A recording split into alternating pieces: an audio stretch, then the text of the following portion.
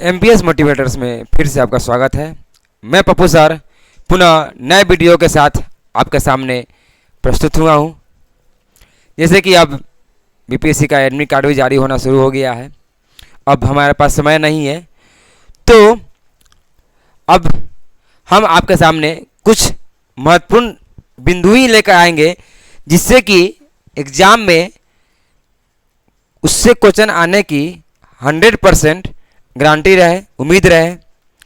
तो आज हम आपके सामने इतिहास के कुछ महत्वपूर्ण प्रश्न लेके आए हैं और उसको बताएंगे, समझाएंगे, जो प्राचीन इतिहास के समय का आपको क्वेश्चन है। तो पहले हम प्राचीन इतिहास का कराएंगे, फिर मध्य इतिहास का, फिर आधुनिक इतिहास का, क्योंकि जो भी एग्जाम में क्वेश्चन आने वाले हैं तो हम प्राचीन, मध्य और आधुनिक से आने वाले हैं। तो मुख्य जो क्वेश्चन है वो मैं आपको बताने जा रहा हूं।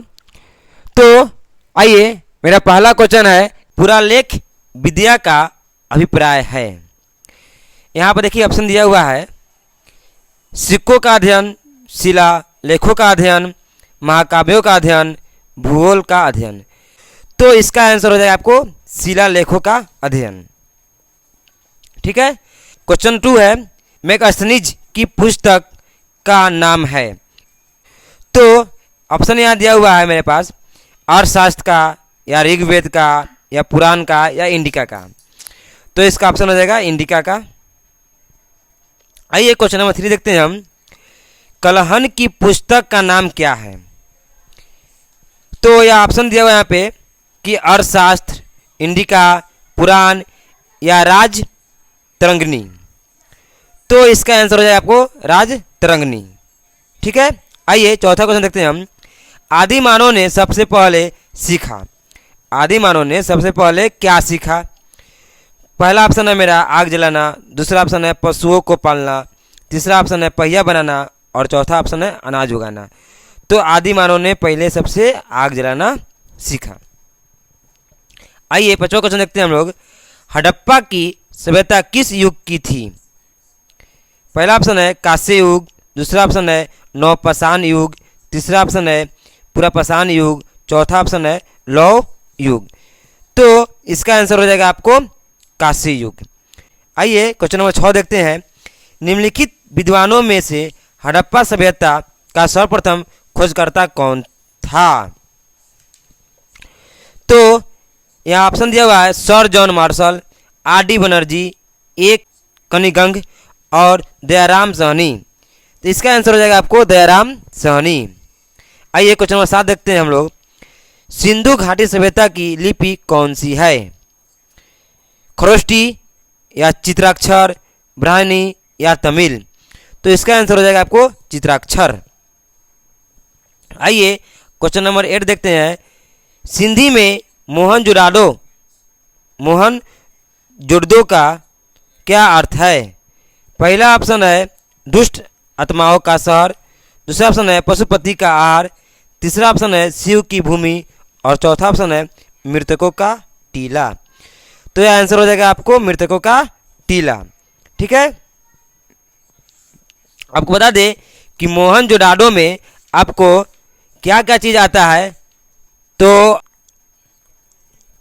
मोहनजोदड़ो में आपको पक्की ईंटों से बने भवन, सूती ऊनी कपड़ों के अवशेष, स्नागर, सभा, भवन, कुम्हारों के मुहल्ले के साक्ष्य, 3 बंदरों वाला मन का, एक मुद्रा पर नाव का चित्र, नर्तकी की कांस्य प्रतिमा, इतना चीज़ आपको सिद्धि में मोहनजोदड़ो के आते आपको है।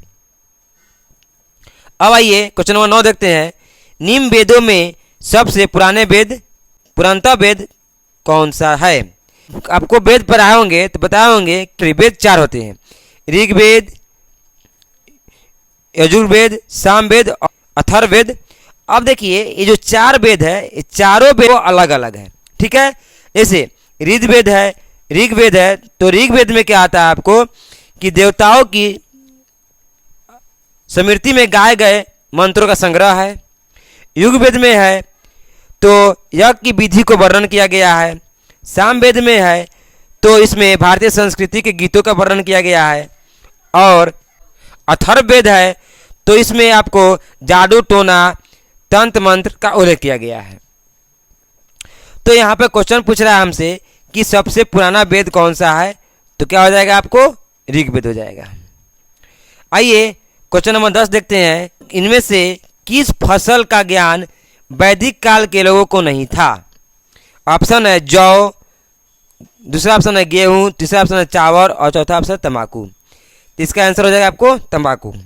ठीक है, आइए आगे देखते हैं। आर्य लोग भारत में कहाँ से आए थे? ऑप्शन है पूर्वी यूरोप, ऑस्ट्रेलिया, मध्य एशिया, दक्षिण पूर्व एशिया। तो इसका आंसर हो जाएगा आपको मध्य एशिया।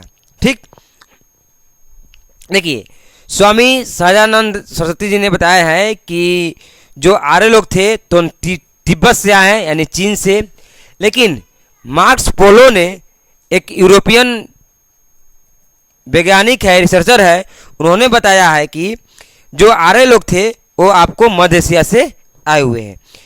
तो आप अगर यहाँ पे क्वेश्चन पूछेगा कि आर्य लोग स्वामी सहजानंद सरस्वती के द्वारा कहाँ से आए हुए हैं तो हम ऑप्शन मारेंगे तिब्बत। लेकिन अगर सीधा पूछेगा कि आर्य लोग का भारत में कहाँ से आए हैं तो यहाँ पर ऑप्शन रहेगा मेरा मध्य एशिया।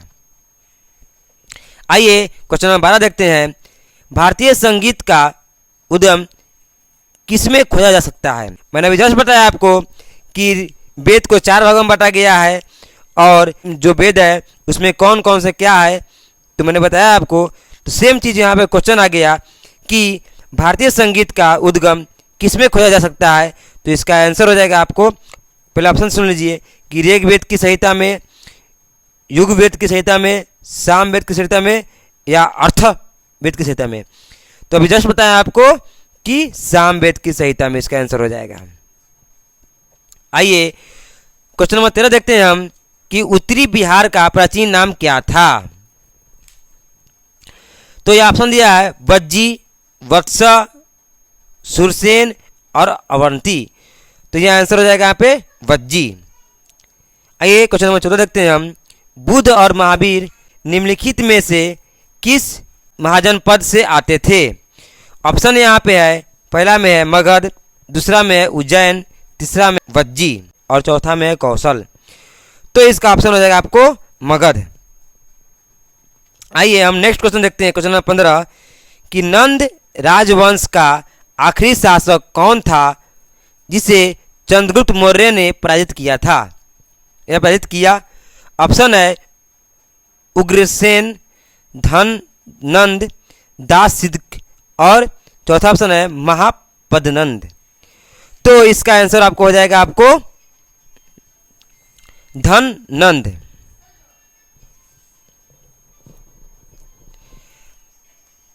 आइए क्वेश्चन नंबर 17 देखते हैं हम। ईस्वी पूर्व 3री सदी के आसपास पहली जैन परिषद कहाँ आयोजित हुई थी या आयोजित हुई?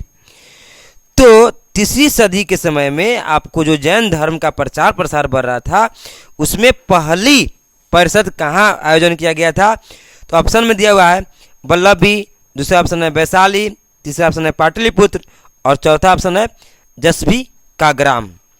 तो इसका आंसर आपको हो जाएगा पाटलिपुत्र। और पाटलिपुत्र का आधुनिक नाम क्या है? तो पटना। आइए क्वेश्चन नंबर 18 देखते हैं हम। त्रिपिटक धर्म ग्रंथ का संबंध किस धर्म से है? ऑप्शन यहाँ पे है हिंदू, दूसरा है जैन, तीसरा है पारसी और चौथा है बौद्ध। तो यह आंसर हो जाएगा आपको बौद्ध। आइए क्वेश्चन नंबर 19 देखते हैं हम लोग कि निम्नलिखित में से कौन से शहर में महात्मा बुद्ध ने ज्ञान प्राप्त किया? ऑप्शन यहाँ पर दिया हुआ है कपिल वस्तु, दूसरा है मगध, तीसरा है गया और चौथा है लुबनी। तो यहाँ पर इसका आंसर हो जाएगा आपको गया। आइए क्वेश्चन नंबर 20 देखते हैं हम लोग। महात्मा बुद्ध का महापरिनिर्वाण कहाँ हुआ था? लुम्बिनी में या बोध गया में या कुशीनगर में या कपिल वस्तु में? तो इसका आंसर हो जाएगा आपको कुशीनगर में। आइए क्वेश्चन नंबर 21 देखते हैं। सारनाथ में अपना प्रथम प्रवचन किसने दिया? तो पहला ऑप्शन है महावीर, दूसरा ऑप्शन है शंकराचार्य, तीसरा ऑप्शन है महात्मा बुद्ध और चौथा ऑप्शन है गुरु नानक। तो इसका आंसर आपको हो जाएगा आपको महात्मा बुद्ध। आइए क्वेश्चन नंबर 22 देखते हैं। निम्नलिखित में से प्राचीनतम राजवंश कौन सा है? मौर्य वंश है या गुप्त वंश है या कुषाण वंश है या कण्व वंश है? तो इसका आंसर हो जाएगा आपको मौर्य वंश। आइए क्वेश्चन नंबर 23 देखते हैं हम लोग। चंद्रगुप्त मौर्य के दरबार में भेजा गया यूनानी राजदूत था। ऑप्शन है कौटिल्य, दूसरा ऑप्शन है सेल्कस निकेटर, तीसरा ऑप्शन है मैगस्थनीज और चौथा ऑप्शन है जस्टिन। तो इसका आंसर हो जाएगा आपको मैगस्थनीज। आइए क्वेश्चन नंबर 14 देखते हैं। शिलालेखों में किस राजा को देवानाम्पिया प्रियदर्शी कहा गया है? तो ऑप्शन है अशोक, दूसरा ऑप्शन है हर्ष, तीसरा ऑप्शन है बिंदुसार और चौथा ऑप्शन है चंद्रगुप्त मौर्य। इसका आंसर हो जाएगा अशोक। आइए क्वेश्चन नंबर 25 देखते हैं। किसने अंतिम मौर्य राजा बृहद की हत्या की और शुंग राजवंश की स्थापना की? मेरा तो पहला ऑप्शन है वसुमित्रा, दूसरा ऑप्शन है देवभूति, तीसरा ऑप्शन है पुष्यमित्र और चौथा ऑप्शन है भाग्यवर्धा। तो इसका आंसर हो जाएगा आपको पुष्यमित्र। आइए क्वेश्चन नंबर 26 देखते हैं। विक्रम संवत कब से प्रारंभ हुआ? ऑप्शन है 78 ईस्वी, दूसरा ऑप्शन है 58 ईस्वी, तीसरा ऑप्शन है 72 ईस्वी पूर्व और चौथा ऑप्शन है 56 ईस्वी पूर्व। तो इसका आंसर हो जाएगा आपको 58 ईस्वी पूर्व।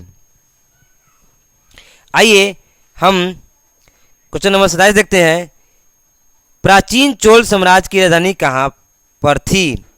पहला ऑप्शन है उदयपुर, दूसरा ऑप्शन है कावेरीपट्टिनम, तीसरा ऑप्शन है तंजावुर, चौथा ऑप्शन है मदुराई।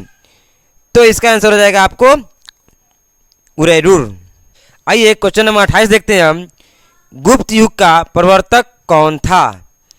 पहला ऑप्शन है मेरा घटोत्कच, दूसरा ऑप्शन है श्रीगुप्त, तीसरा ऑप्शन है चंद्रगुप्त वन और चौथा ऑप्शन है समुद्रगुप्त। तो इसका आंसर हो जाएगा हमको श्रीगुप्त। आइए हम 29वां क्वेश्चन देखते हैं। 29 नंबर। भारत का नेपोलियन किसे कहा जाता है? पहला ऑप्शन है चंद्रगुप्त को, दूसरा ऑप्शन है अशोक को, तीसरा ऑप्शन है समुद्रगुप्त को और चौथा ऑप्शन है बिंदुसार को। तो इसका आंसर हो जाएगा समुद्रगुप्त को। आइए क्वेश्चन नंबर 30 देखते हैं। कवि कालिदास किसके राजकवि थे? पहला ऑप्शन है चंद्रगुप्त मौर्य, दूसरा ऑप्शन है समुद्रगुप्त, तीसरा ऑप्शन है चंद्रगुप्त विक्रमादित्य और चौथा ऑप्शन है हर्ष। तो इसका आंसर हो जाएगा चंद्रगुप्त विक्रमादित्य। आइए क्वेश्चन नंबर 31 देखते हैं। चालुक्य वंश का सबसे महान शासक कौन था? पहला ऑप्शन है विक्रमादित्य, दूसरा ऑप्शन है मंगलेश, तीसरा ऑप्शन है पुलकेशिन द्वितीय और चौथा ऑप्शन है पुलकेशिन प्रथम। तो इसका आंसर हो जाएगा आपको पुलकेशिन द्वितीय। आइए आज का लास्ट क्वेश्चन देखते हैं हम लोग। खजुराहो का कंदरिया महादेव मंदिर किसने बनवाया? पहला ऑप्शन है परमार, दूसरा ऑप्शन है चेदी, तीसरा ऑप्शन है राष्ट्रकूट, चौथा ऑप्शन है चंदेल। तो इसका आंसर हो जाएगा आपको चंदेल। तो आज हम इतिहास के महत्वपूर्ण क्वेश्चन के बारे में समझे जाने। ऐसे ही आपको और इतिहास के जो कम से कम 100 क्वेश्चन मैं कराऊंगा, बताऊंगा, समझाऊंगा, जिसमें से आपको 100% 20 से 25 क्वेश्चन आपको टकराएंगे। तो आज के लिए इतना ही। तब तक मेरे वीडियो को लाइक, कमेंट एंड मेरे चैनल को सब्सक्राइब करते रहिएगा। थैंक यू, धन्यवाद।